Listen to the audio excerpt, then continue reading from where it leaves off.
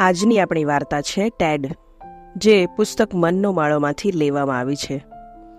પરદેશની વાત છે. એક નિશાળમાં 5મા ધોરણનો વર્ગ શરૂ થવાને હજુ થોડીક વાર હતી. બધા છોકરાઓને થોડીક ઇંતેજારી પણ હતી, કારણ કે આજે એમના વર્ગમાં નવા શિક્ષિકા બહેન આવવાના હતા. આ વર્ષથી જ એમની નવી નિમણૂક થઈ હતી. ભણીને આવ્યા પછી એમનો પણ નોકરીનો આ પ્રથમ જ દિવસ હતો. એમના માટે પણ આ નિશાળ અને વર્ગના બાળકો એટલા જ નવા હતા જેટલા એ પોતે આ બાળકો માટે નવા હતા. વર્ગ શરૂ થવાનો બેલ પડ્યો. 5મા ધોરણના વિદ્યાર્થીઓ આતુરતાપૂર્વક નવા શિક્ષકની રાહ જોવા લાગ્યા. એ જ વખતે ખૂબ જ પ્રતિભાશાળી એક સુંદર યુવતીએ વર્ગમાં પ્રવેશ કર્યો. એ હતા નવા શિક્ષિકા બહેન. એમનું નામ હતું મિસિસ થોમ્સન. આવતા વેત એમણે ક્લાસના છોકરાઓનું અભિવાદન કર્યું. ત્યારબાદ સૌએ એકબીજાનો પરિચય આપ્યો. દરેક છોકરાએ ઉત્સાહપૂર્વક પોતાનું નામ સરનામું કહ્યું, પણ ત્રીજી હરોળમાં બેઠેલો એક છોકરો કંઈ પણ બોલ્યા વિના બેઠો રહ્યો. એ પોતાનો પરિચય આપવા, પોતાનું નામ કહેવા પણ આગળ ન આવ્યો. એનો દેખાવ સાવ લઘર વગર હતો. કંઈ કેટલાય દિવસથી નાહ્યો ન હોય તેવું લાગતું હતું. વાળ પણ વિખરાયેલા, કપડાં પર તો મળી જામી ગયેલી. એ કદાચ ગંધાતો પણ હશે જ, કારણ કે એની બાજુની બેઠક પર કોઈ બેઠું નહોતું અથવા બેસવા રાજી નહોતું. એને જોઈને જ શિક્ષિકા બહેનને સૂગ ચડી ગઈ. ઔપચારિકતા પૂરતું એમણે એનું નામ જાણી લીધું. એ છોકરાનું નામ હતું ટેડ. પરિચયનો સમય પૂરો થયા પછી શિક્ષિકા બહેને દરેક વિદ્યાર્થીને કહ્યું કે એ બધાને ખૂબ જ ચાહે છે, પણ સાચું જોતા તો એમના મનના એકાદ ખૂણામાં ક્યાંક ટેડ પ્રત્યેનો તિરસ્કાર છુપાઈને બેસી ગયો હતો, અને એ વાતની એમને પણ જાણ હતી. ત્યાર પછી 5મા ધોરણના એ ક્લાસમાં ટેડ તો જાણે મશ્કરીનો એક પાત્ર બની ગયો હતો. મિસિસ થોમ્સન એની મજાક ઉડાડવાનો એક પણ મોકો ચૂકતા નહીં. શરૂઆતમાં તો એ વર્ગની કસોટીમાં ટેડનું પેપર તપાસતા પણ ખરા, પણ એકાદ બે વખત ટેડના 0 માર્ક આવ્યા પછી એમણે એક નવી રીત અપનાવી હતી. ટેડના પેપરના પહેલા પાને સૌ પ્રથમ મિસિસ થોમ્સન એક મોટું લાલ મેંડું મૂકી દેતા, નાપાસની નિશાની કરી નાખતા, અને ત્યાર પછી જ એના પેપરમાં નજર નાખતા. આમે ટેડના અક્ષર એટલા બધા ગડબડિયા થતા કે કોઈ ભાગ્યે જ એને ઉકેલી શકે. પોતાને વારંવાર 0 માર્ક્સ જ મળતા છતાં ટેડ તો જાણે આ બધી વસ્તુઓ પ્રત્યે કંઈ જ બન્યું ન હોય તેમ વર્તતો. કંઈ પણ પ્રત્યાઘાત આપ્યા વિના એ નીચું જોઈને બેઠો જ રહેતો. આખો ક્લાસ અને મિસિસ થોમ્સન પણ એના 0 માર્ક્સની ઠેકડી ઉડાડતા હોય ત્યારે તે પોતાના પગના અંગૂઠાથી જમીન ખોતરતો રહેતો. હવે એ નિશાળના કાયદા પ્રમાણે દરેક વર્ગ શિક્ષક કે શિક્ષિકાએ પોતાના દરેક વિદ્યાર્થીનો આગળના દરેક વર્ષનો રેકોર્ડ વાંચી જવો ફરજિયાત હતો. એક વખત પ્રિન્સિપલે મિસિસ થોમ્સનને આ અંગે પૂછ્યું તો તેમણે કહ્યું કે ટેડ સિવાયના દરેક વિદ્યાર્થીનો રેકોર્ડ એમણે વાંચી લીધો છે. ટેડનો રેકોર્ડ પણ સત્વરે વાંચવાની એમણે તાકીદ કરી. ત્યારે એક રવિવારે એમણે ટેડનો પાછળનો રેકોર્ડ હાથમાં લીધો. ટેડના પ્રથમ ધોરણના વર્ગ શિક્ષકે લખેલું કે ટેડ એક ખૂબ જ હસમુખો અને હોશિયાર છોકરો છે. એના અક્ષર બધા કરતાં સુંદર અને મોતીના દાણા જેવા થાય છે. આટલો ઉત્સાહી, જીવંત અને વિવેકી છોકરો પ્રથમ કક્ષાના વર્ગમાં બીજો એક પણ નથી. એ કદાચ ભવિષ્યનો કોઈ ખૂબ જ તેજસ્વી સિતારો છે. I wish all the very best to him. હું એને ઉજ્જવળ ભવિષ્ય માટેની અંતઃકરણની શુભેચ્છાઓ પાઠવું છું. આ વાંચીને મિસિસ થોમ્સનને નવાઈ લાગી, કારણ કે આજના ટેડ સાથે આમાંથી એક પણ શબ્દનો મેળ ખાતો નહોતો. એમણે આગળ વાંચવાનું શરૂ કર્યું. બીજા ધોરણના વર્ગ શિક્ષકે નોંધ કરી હતી કે ટેડ અત્યંત હોશિયાર અને ચપળ છોકરો છે. વર્ગના દરેક વિદ્યાર્થીનો એ માનીતો છે, પણ પાછલા થોડાક દિવસથી એ થોડોક બેધ્યાન બની ગયો છે. એનું કારણ કદાચ એની માતાને છેલ્લા તબક્કાનું કેન્સર છે એ પણ હોઈ શકે. સાંભળવામાં આવ્યા મુજબ એના પિતા દારૂડિયા છે. એના ઘરની આવી પરિસ્થિતિની ખરાબ અસર ટેડ પર સ્પષ્ટપણે દેખાઈ રહી છે. આ વાંચ્યા પછી મિસિસ થોમ્સનને એક આઘાત જેવી લાગણી થઈ. ત્રીજા ધોરણમાં વર્ગ શિક્ષકની નોંધ હતી માતાના મૃત્યુથી ટેડ ભાંગી પડ્યો છે. આટલો નાનો બાળક હંમેશા ઉદાસ બેઠો રહે છે. ક્યારેક એકલો એકલો કંઈક બડબડતો હોય છે, ક્યારેક એની આંખોમાં આંસુ ભરેલા હોય છે. એ કંઈ જ બોલતો નથી, કોઈ સાથે હવે વાત પણ નથી કરતો. ભણવાના સંનિષ્ઠ પ્રયોગો છતાં એ ભણવામાં ધ્યાન નથી આપી શકતો. જો કોઈ યોગ્ય પગલાં નહીં લેવાય તો એવું લાગે છે કે એના કુમળા માનસને આવા આઘાતમાંથી પાછું નહીં વાળી શકાય. આવા પીડાતા બાળક માટે પોતાનું વર્તન કેવું ખરાબ રહ્યું હતું. મિસિસ થોમ્સનને પોતાની જાત માટે હવે શરમ આવવા લાગી હતી. ચોથા ધોરણના વર્ગ શિક્ષકે લખેલું કે ટેડ કોઈ જ બાબતમાં રસ નથી લેતો. એનું જીવન સત્વ જાણે સાવ હણાઈ ગયું છે. સાંભળવા મુજબ એના પિતા હવે ઘરે પણ નથી આવતા અને કોઈ બીજી સ્ત્રી સાથે રહે છે. ઘરડી દાદી જોડે રહેતો ટેડ રાત્રે મોડે સુધી દાદીને ઘરમાં મદદ કરવાને કારણે ક્યારેક ક્લાસમાં ઊંઘી પણ જાય છે. એને હવે એક પણ મિત્ર નથી. સાવ જ એકલો એ ક્યારેક રડતો પણ હોય છે. કોઈની સાથે એ વાત પણ નથી કરતો. પોતાના શરીર કે વાળની દરકાર પણ નથી રાખતો. ભગવાનને હું પ્રાર્થના કરું છું કે એ છોકરાને મદદ કરે. બસ આટલું વાંચતા જ મિસિસ થોમ્સન ચોધાર આંસુએ રડી પડ્યા. પહેલાં તો એમને પોતાની જાત માટે શરમ આવેલી, પણ છેલ્લી નોંધ વાંચ્યા પછી તો એમણે પોતાની જાત પર તિરસ્કાર વછૂટ્યો. એક નાનકડા અને નિર્દોષ જીવને પોતે અજાણતા જ કેટલી ઈજા પહોંચાડી હતી. ટેડ મેલો ઘેલો હતો, લગર વગર હતો અને ગંધાતો હતો. એ તો પોતે પણ જોયું, પણ એ શું કામ એવો હતો એ જાણવાની કોશિશ આ 6 મહિનામાં એમણે ક્યારેય નહોતી કરી. એ ભણવામાં 0 માર્ક્સ લાવતો હતો. એ મોટા લાલ મીંડાથી પોતે સાબિત કર્યું હતું. પણ એ છોકરો શું કામ નાપાસ થયો હતો એ જાણવાની એમણે ક્યારેય ઈચ્છા પણ નહોતી કરી. શું ખરેખર પોતે એક સાચા શિક્ષકને છાજે એવું કાર્ય કર્યું હતું ખરું? જરાય નહીં. ઉલટાનું એમણે તો એક વખોડવા લાયક કૃત્ય જ કર્યું હતું. મિસિસ થોમ્સનને પોતાની જાત માટે ધિક્કારની લાગણી આવી ગઈ. રવિવારનો બાકીનો દિવસ એમણે રડવામાં જ કાઢ્યો. બીજા દિવસનો સોમવાર એ નિશાળમાં નાતાલની રજાઓ પડવા અગાઉનો છેલ્લો દિવસ હતો. એ દિવસે બધા બાળકો શિક્ષક માટે નાતાલની ભેટ લાવે એવો શિરસ્તો હતો. 5મા ધોરણના બાળકો પણ મિસિસ થોમ્સનને ભેટ આપવા માટે થનગની રહ્યા હતા. બેલ વાગ્યો. હળવા પગલે મિસિસ થોમ્સન ક્લાસમાં દાખલ થયા. આ 6 મહિનામાં પ્રથમવાર એમણે ટેડ સામે જોઈને સ્મિત કર્યું. પણ ટેડ તો સ્થિતપ્રજ્ઞની માફક કોઈ પણ હાવભાવ વિના જ બેઠો રહ્યો, હસ્યો પણ નહીં. ભેટ આપવાનો સમય થતાં બાળકો એક પછી એક પોતાની જગ્યાએથી ઊભા થઈને આવતા ગયા. મેરી ક્રિસમસ મિસિસ થોમ્સન કહી પોતાના હાથમાં રહેલ આકર્ષક રંગીન ચળકતા કાગળોથી વીંટળાયેલા બોક્સ મિસિસ થોમ્સનને આપતા ગયા. આ બધા દરમિયાન ટેડ માથું ઝુકાવીને બેઠો હતો. બધા વિદ્યાર્થીઓ પોતાની ભેટ આપીને બેસી ગયા. ત્યાર પછી ધીમેથી ટેડ ઊભો થયો. એના હાથમાં કરિયાણાની દુકાનેથી આવેલી કથ્થઈ કાગળની કોથળી હતી. ટેડે ડૂચાની જેમ એ કોથળીને પોતાના હાથમાં પકડી હતી. થોડુંક ચાલ્યા પછી એ ખેંચાયો. બધા છોકરાઓ એના હાથમાંથી ગંદી કોથળી જોઈને જોર જોરથી હસવા લાગ્યા. એની મશ્કરી કરવા લાગ્યા.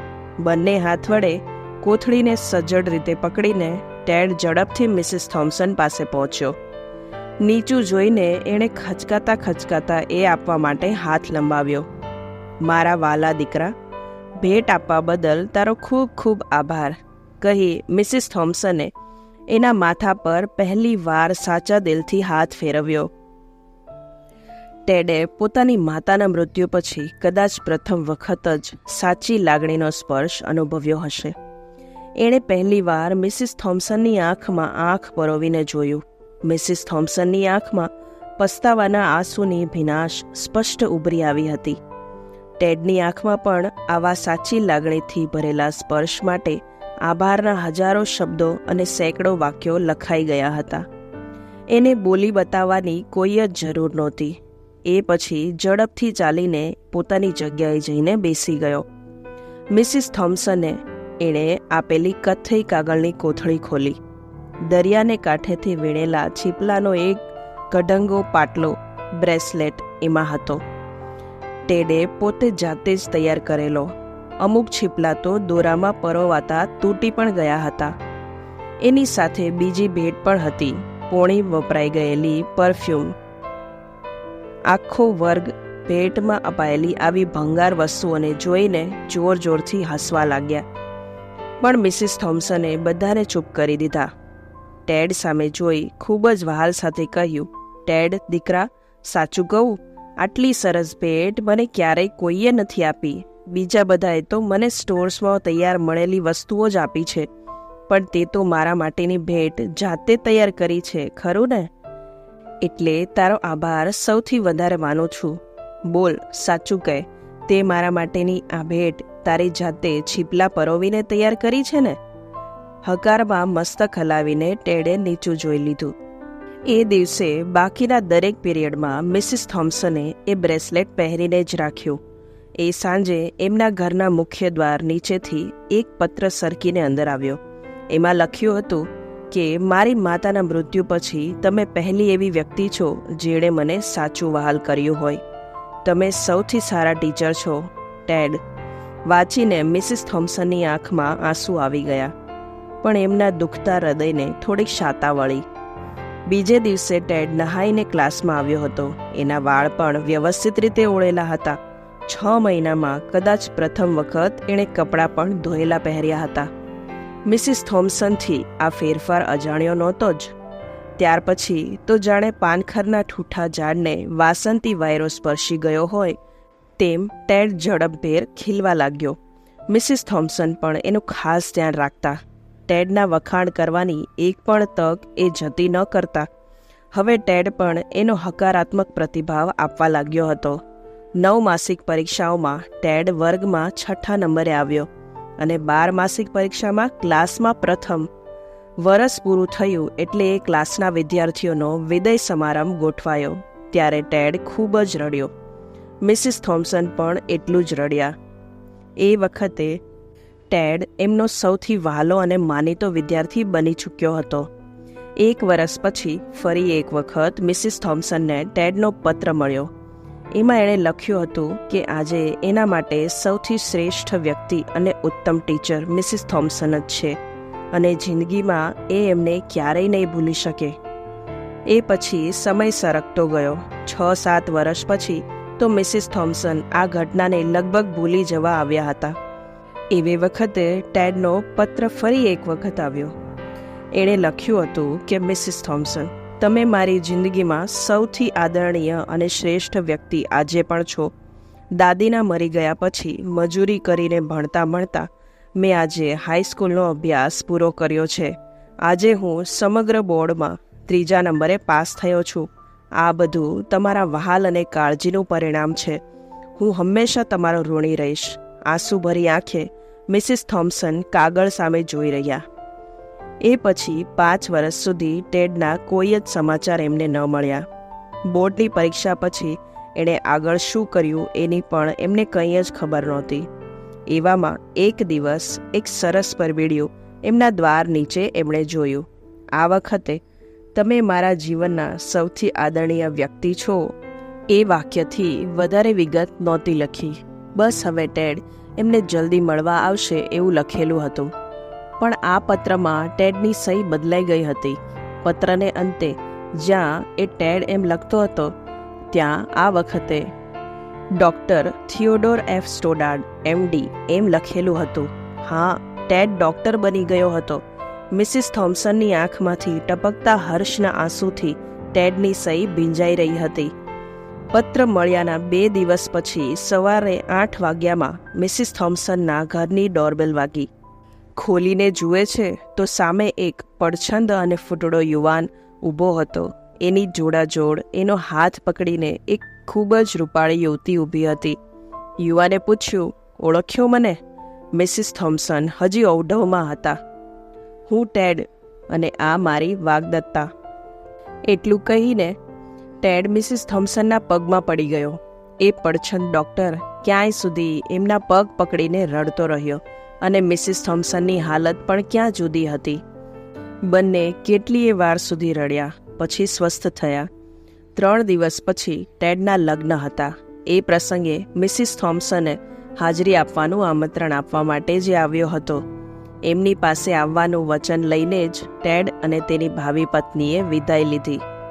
એના 3 દિવસ પછી ચર્ચમાં ટેડના લગ્નની વિધિ શરૂ થઈ.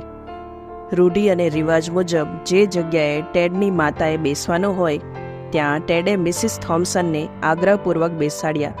એમના શરીર પરથી આવતી પરફ્યુમની સુગંધ ટેડ તરત જ ઓળખી ગયો. આ એ જ સ્પ્રે હતો જેની પોણી વપરાયેલી બાટલી ટેડે 5મા ધોરણમાં નાતાલ વખતે એમને ભેટ આપેલી. ટેડે મિસિસ થોમ્સનને કહ્યું કે મેમ, કદાચ તમને ખ્યાલ નહીં હોય, પણ આ સ્પ્રેની પોણી બાટલી મારી માતાએ વાપરેલી. બાકીની બાટલી મેં તમને આપેલી.